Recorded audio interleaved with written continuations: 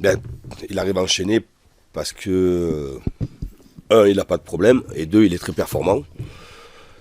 Je le répète encore une fois, concernant Ney, il est arrivé en début de préparation, à l'heure, prêt physiquement et prêt mentalement à vouloir faire une belle saison. Il est toujours disponible dans les séances d'entraînement, il travaille beaucoup, il est sérieux, il est fit. Vous savez, il n'y a pas de secret dans le football. À partir du moment où vous faites très attention à votre corps et que vous travaillez, vous mettez beaucoup de rythme et d'intensité dans les séances, les matchs sont souvent plus faciles et vous êtes, comme c'est un joueur en plus qui est confronté au duel, pour pas dire qu'il aime être aussi confronté au duel, à partir du moment où il est bien physiquement, il peut éviter des contacts, des tacles, ce qui permet de ne pas avoir de blessures sur un plan articulaire. Et que à partir du moment où il est bien physiquement, évidemment que sur un plan musculaire, cela lui permet de pouvoir enchaîner les matchs. Marquis, évidemment, est un élément très important de notre équipe et de mon effectif. Il a fallu qu'il assimile aussi un rôle différent de ce qu'on a pu lui proposer les années précédentes, c'est-à-dire d'être dans une défense à 3, très axiale. On a vu quelquefois qu'il avait des automatismes d'anticipation et que quelquefois on avait des problèmes aussi de gestion de la profondeur. J'ai trouvé qu'il a su vite rectifier le tir, mieux se positionner, avoir une meilleure lecture du jeu. Et au fil des matchs, il s'est amélioré. Il a eu aussi des matchs difficiles comme l'ensemble de l'équipe. Mais c'est un joueur qui joue, et qui joue tous les matchs.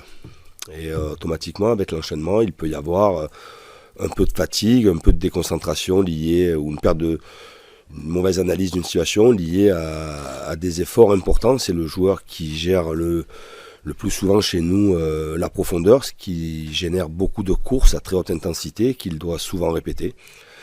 Et je pense que les quelques petites erreurs de placement qu'il a pu avoir sont liées surtout à un enchaînement de matchs et un rythme très, très important le concernant.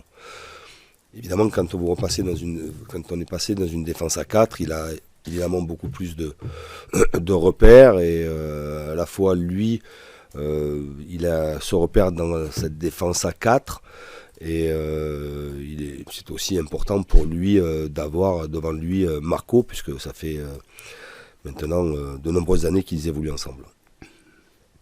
Oui, ça sera un moment particulier pour un père de voir un de ses garçons sur un banc de Ligue 1 à côté dans une confrontation. C'est toujours un moment, du moins je pense que ça va être un moment particulier. Il va vite falloir faire abstraction. Je sais que lui, il est plongé vraiment dans l'analyse de ce que peut être notre équipe et de comment le match peut se dérouler.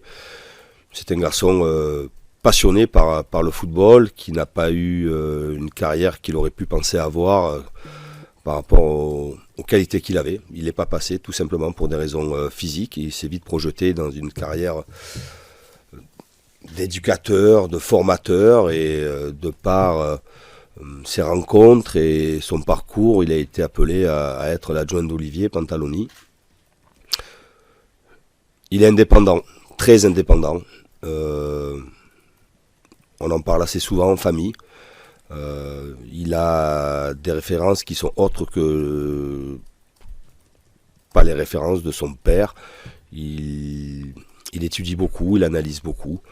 Est-ce qu'un jour il sera un entraîneur principal? Je ne le sais pas. Je lui dis simplement de s'épanouir dans sa fonction, d'être très, très respectueux et envers le club qui lui a donné cette opportunité et aussi son entraîneur, et d'être une vraie valeur ajoutée dans un staff technique. Un entraîneur adjoint doit être une vraie valeur ajoutée, et j'insiste là-dessus. Est-ce qu'un jour il fera partie de mon staff?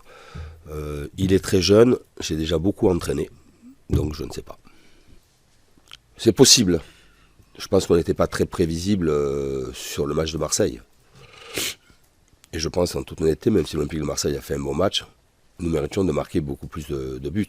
Nous avons eu beaucoup de situations, un peu de malchance sur un coup de pied arrêté de Léo, le gardien que les médias ont nommé comme un des meilleurs joueurs du match, donc ça veut dire qu'il a été sollicité et qu'il a fait des arrêts décisifs. Et voilà, je crois qu'il est important de se créer des situations. Sur les matchs précédents, je vous rejoins, on a eu peu de situations, mais si je me réfère aussi au match que nous avons fait à Lyon, que nous avons gagné avec un petit but, nous avons eu beaucoup de situations et le gardien lyonnais avait été encore crédité d'une grande performance. Il est très important d'avoir beaucoup de situations. Évidemment qu'il serait plus confortable d'avoir des écarts plus conséquents pour pouvoir avoir une rotation plus importante pendant le match. Mais voilà, il y a la réalité des gardiens d'en face. Il y a aussi l'enchaînement des matchs qui font que des fois on est juste on est un peu moins juste. Mais je le répète, si on se réfère au match face à Marseille et le match face à Lyon, nous avons eu beaucoup de situations. Malheureusement, les gardiens ont été très bons. Et je me rappelle aussi lors de notre première période face à Brest, nous avons eu beaucoup de situations sans malheureusement créer un écart important qui ferait que l'adversaire puisse être résigné à un certain moment.